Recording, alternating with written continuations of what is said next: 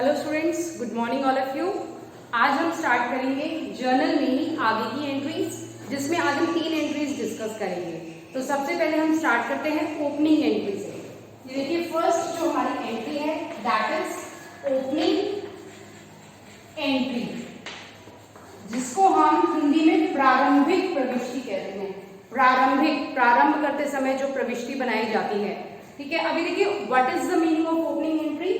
जैसे हमारा बिजनेस जो है वो कॉन्टिन्यूस चलता आ रहा है कई सालों से, तो हर साल क्या होता है, साल के एंड में जिस दिन हम बुक्स क्लोज करते हैं उस दिन जो हमारा एसेट्स और लायबिलिटीज का और जो कैपिटल का जो बैलेंस होता है, उस बैलेंस की हम नेक्स्ट जब हमारा सेशन स्टार्ट हो रहा है, नेक्स्ट ईयर स्टार्ट हो रहा है, तो उस सभी बैलेंसेस की हम एक एंट्री बनाते हैं अपनी जर्नल में, जिसमें हम अपने सभी एसेट्स जितने भी हैं, हमारी जो भी लायबिलिटीज है और हमारी जो भी कैपिटल, ठीक है, इसके जो भी बैलेंसेस हैं हमारे, उन बैलेंसेस की हम जो एंट्री बनाएंगे उस एंट्री को हम ओपनिंग एंट्री कहते हैं, ठीक है। अब ये देखिए, ये जो हमारी एंट्री है, एसेट्स आपको गिवन होंगे, लायबिलिटीज हमें गिवन होंगी, कैपिटल गिवन होगी। लेकिन इन केस अगर हमें कैपिटल गिवन नहीं है, ठीक है, कई बार ऐसा होता है कि कैपिटल इज नॉट गिवन, तो उस केस में हम जो हमारी अकाउंटिंग इक्वेशन होती है कि एसेट्स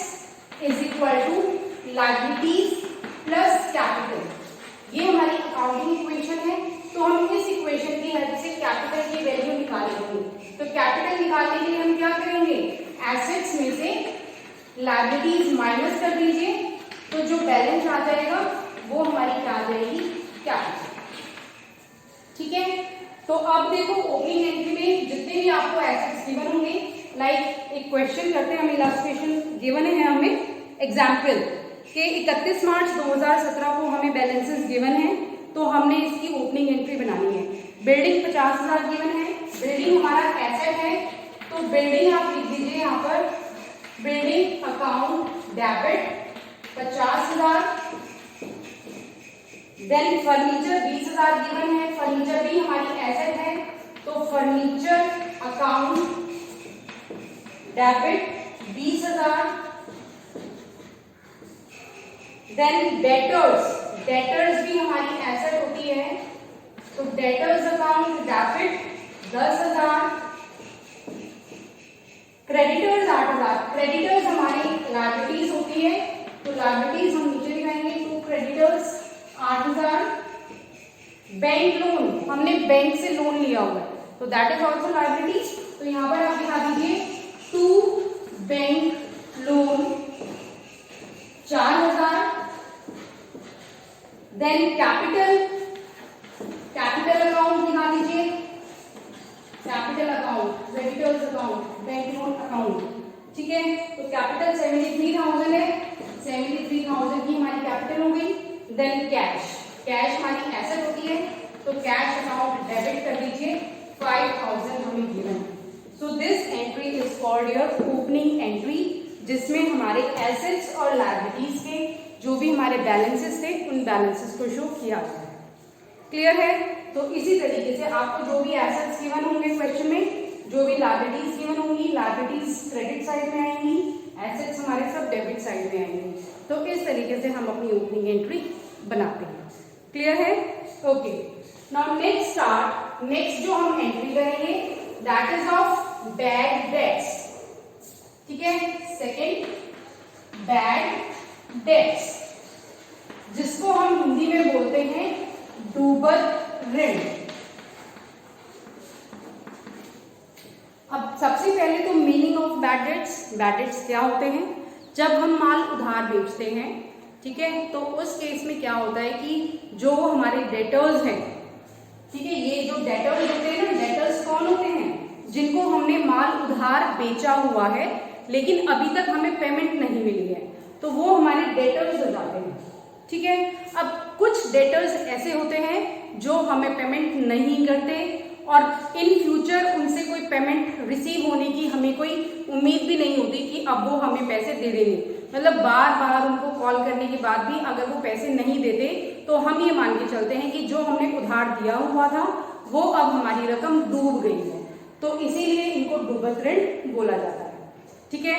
इसको हम बैड डेट्स मतलब डेटर्स, ये वो डेटर्स हैं जो बैड मतलब जो डूब चुके हैं, जिन्होंने हमारे पैसे नहीं दिए। ठीक है, तो ये इसका मीनिंग है। अब इसकी एंट्री देखिए क्या होती है। क्योंकि बैड डेट्स हमारा क्या है, एक प्रकार से लॉस हो रहा है, नुकसान है, तो नुकसान कौन से अकाउंट में आते हैं, ये हमारा एक प्रकार का नॉमिनल अकाउंट है, नाम मात्र का खाता।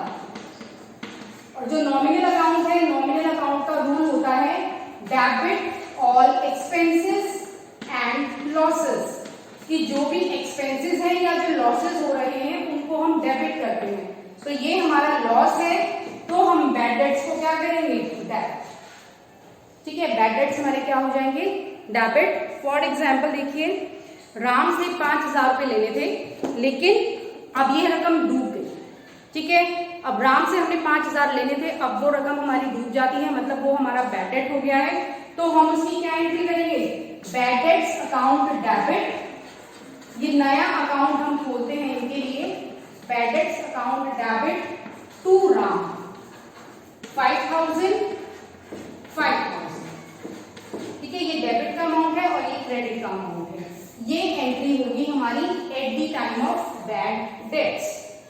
ठीक है, आपको जो भी क्वेश्चन में नेम गिवन होगा, राहुल, महेश, सुरेश, जो भी हमें नाम गिवन होंगे, तो वो हमारा हो जाएगा बैड डेट्स अकाउंट डेबिट, क्योंकि ये हमारा लॉस हो रहा है और यहाँ पर उस पार्टी का नाम आ जाएगा जिसने हमें पैसे नहीं दिए। क्लियर है। अब इसी में क्या होता है कि कई बार हमें इस तरह की एंट्री गिवन होती है कि जो हमारा डेटर था, ठीक है, उसने हमारे मान लीजिए 10,000 रुपए देने थे, लेकिन वो दिवालिया घोषित हो गया, इंसॉल्वेंट। इंसॉल्वेंट मतलब दिवालिया, अब उसके पास कुछ भी नहीं है देने के लिए। तो अब ये कहते हैं कि भाई उससे हमें 40 पैसे या 30 पैसे या 20 पैसे, जो भी आपको क्वेश्चन में गिवन होगा, तो ये 40 पैसे प्राप्त हुए पर रुपी। ठीक है, कि 1 रुपए में 40 पैसे प्राप्त हुए। 1 रुपया मतलब 100 पैसे, 100 पैसे में 40 पैसे मिल रहे हैं, तो इसका मतलब 40% हमें मिल रहा है। तो 10,000 में से 40% मिल गया। ठीक है, तो 10,000 का 40% कितना हो गया, 4,000 रुपए। 4,000 रुपए हमें मिल गए, तो नुकसान कितने का हुआ, नुकसान हुआ 6,000। ठीक है, ये हमारे हुए बैड डेट्स। ठीक है, तो इस टाइप के क्वेश्चंस में हम क्या एंट्री करेंगे, ये देखो इस तरह के क्वेश्चंस में हमें कैश भी मिल रहा है और बैड डेट्स भी हो रहे हैं। तो कैश मिल रहा है तो cash account debit, debit what comes in bad debts account debit. Bad debts नुकसान है, इसलिए बैड डेट्स डेबिट हो गया। टू, अब जो भी पार्टी का नाम होगा, मान लीजिए the name of the party is Rahul, तो यहाँ पर हम कर देंगे टू राहुल। ठीक है, कैश कितना मिला 4,000, नुकसान कितना हुआ 6,000, और राहुल टोटल कितने का था हमारा डेटर 10,000। ठीक है, ये देखिए राहुल हमारा जो टोटल डेटर था वो 10,000 का था। तो ये एंट्री हम करेंगे इन केस जब आपको क्वेश्चन में कुछ इस तरह का गिवन होगा कि हमें कितने पैसे प्रति रुपए प्राप्त हुए। ये आप कैलकुलेट कर लेंगे, 30 पैसे है तो 10,000 का 30%, 20 पैसे है तो 10,000 का 20%, ये हमें प्राप्त हो रहा है, और बाकी के हमारे क्या हो रहे हैं बैड डेट्स। ठीक है, तो ये हम एंट्री करेंगे बैड डेट्स की। अब ये देखिए कई बार क्या होता है कि ये बैड डेट्स भूले बिसरे हमें रिकवर हो जाते हैं, मतलब जो वो हमारा डेटर था वो कुछ टाइम के बाद, साल 6 महीने के बाद सडनली अचानक आ जाता है और कहते हैं कि भाई ये लो तुम्हारे पैसे।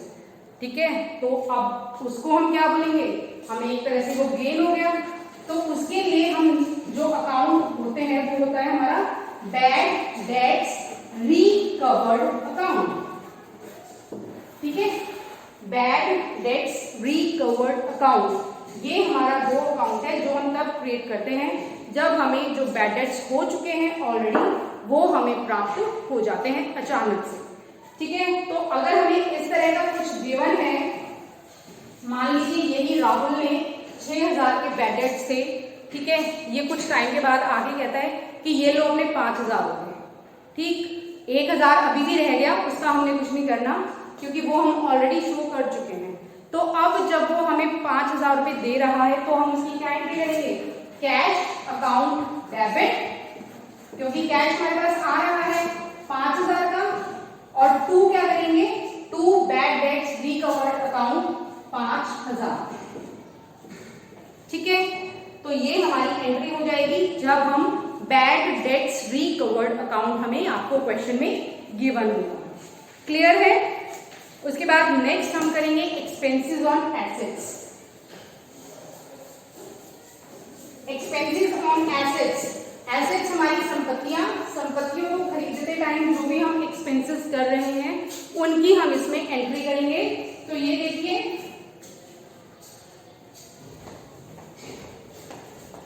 Expenses on assets.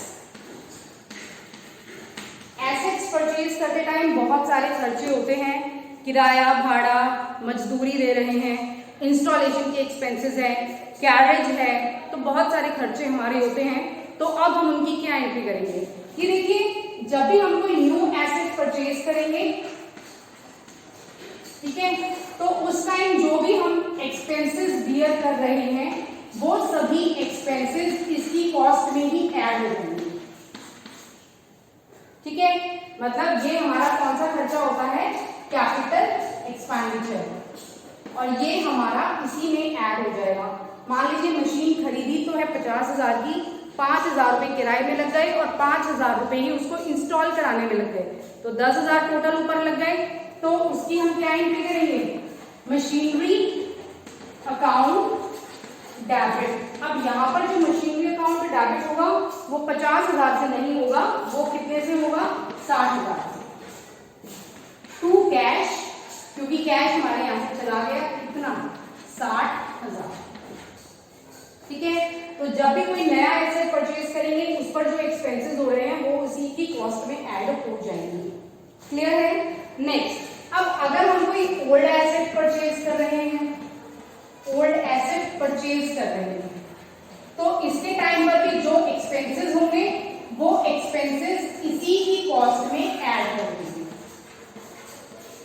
ठीक है, मान लीजिए एक पुरानी मशीन 15,000 में खरीदी और 2,000 रुपए उसको योग्य बनाने में लग गए कि भाई वो मशीन जो है वो काम करेगी, तो 15,000 की मशीन खरीदी है, 2,000 एक्स्ट्रा लगे हैं, तो इस केस में हम आप एंट्री करेंगे मशीनरी अकाउंट डेबिट 17,000।